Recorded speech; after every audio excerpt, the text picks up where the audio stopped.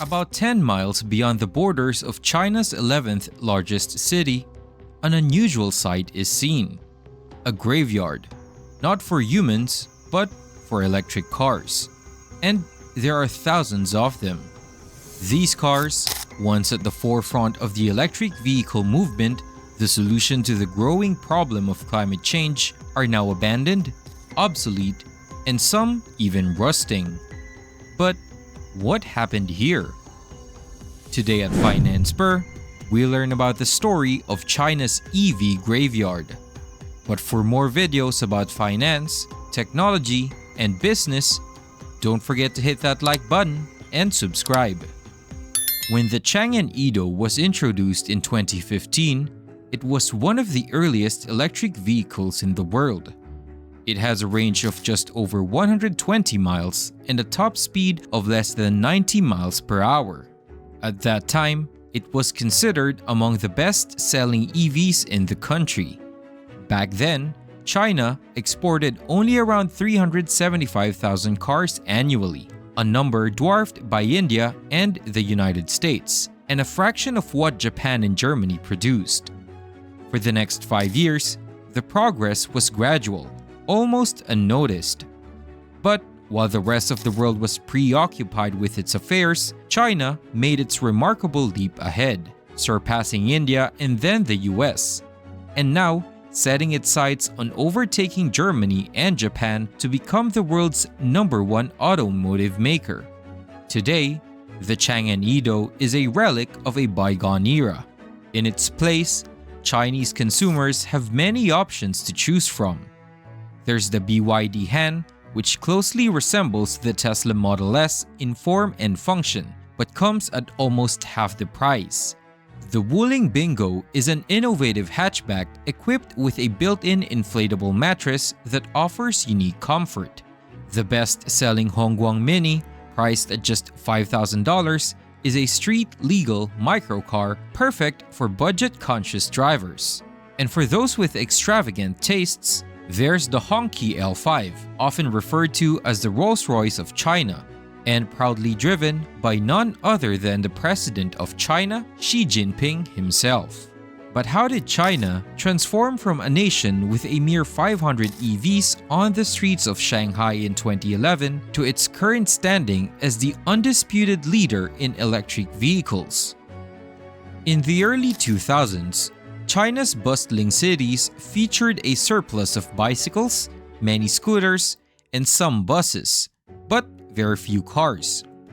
However, car ownership quickly skyrocketed, resulting in a surge in oil consumption. China faced a unique challenge.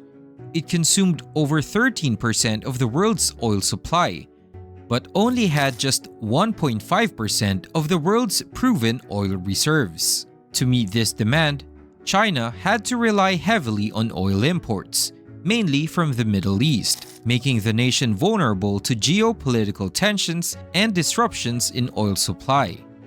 Another thing was that the Chinese government recognized that a huge portion of the air pollution was due to automobiles, and they were being persecuted as one of worst air quality index in the world.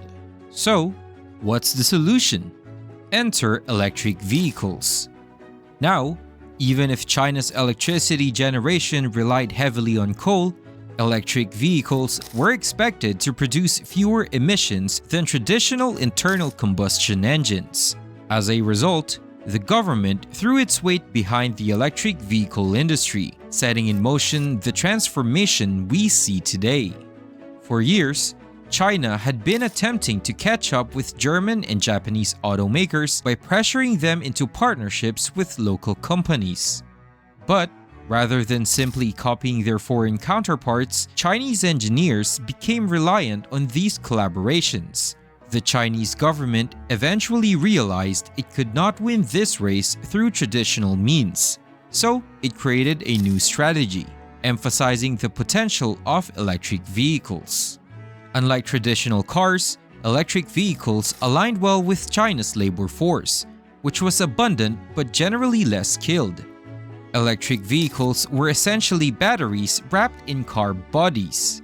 And as with any commodity, mass production would inevitably drive down costs. China jump-started its electric vehicle industry by purchasing electric buses and taxis after the 2008 financial crisis and offering substantial subsidies to local companies and EV makers. However, the appeal of green license plates that allowed unrestricted driving and free parking was a more important factor in driving EV adoption. The resulting saturation of the market with various brands prompted China to phase out subsidies and encourage competition. China also welcomed foreign competitors like Tesla, which disrupted the market by lowering prices. This led to a brutal price war, causing many domestic EV companies to fail, but leaving the strongest to thrive. A great example of a survival of the fittest. As a result, electric vehicles have become increasingly popular in China, amounting to about 40% of all new car sales.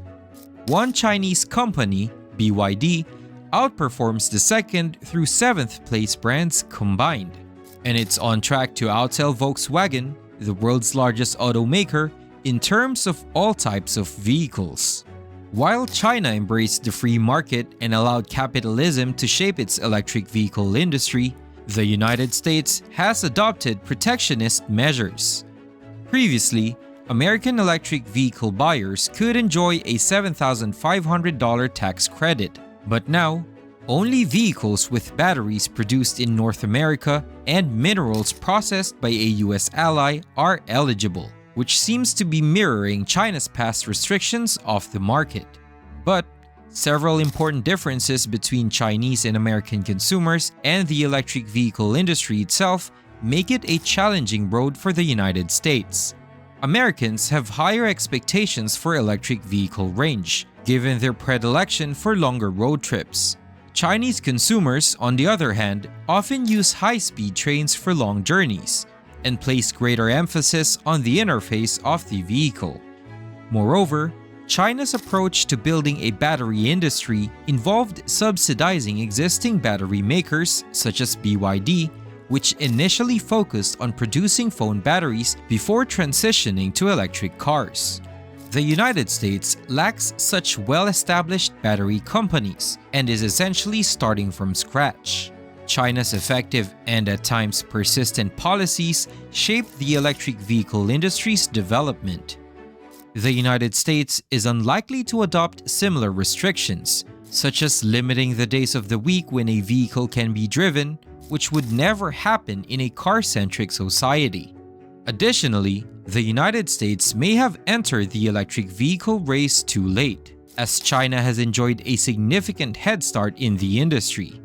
At present, only 25 car models are eligible for the new $7,500 federal tax credit in the United States, leaving 70% of electric, hydrogen, and hybrid vehicles ineligible for the incentive.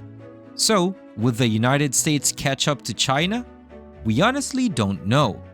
China has one huge advantage: cheap labor. But the United States is slowly catching up, as Tesla is beginning to build its mega factories, most notably in Texas. And other car brands like Ford are slowly catching up too, offering alternatives for the American market. So, the real winner in this race is currently unknown. But for now, China is leading, and it is leading with a huge gap.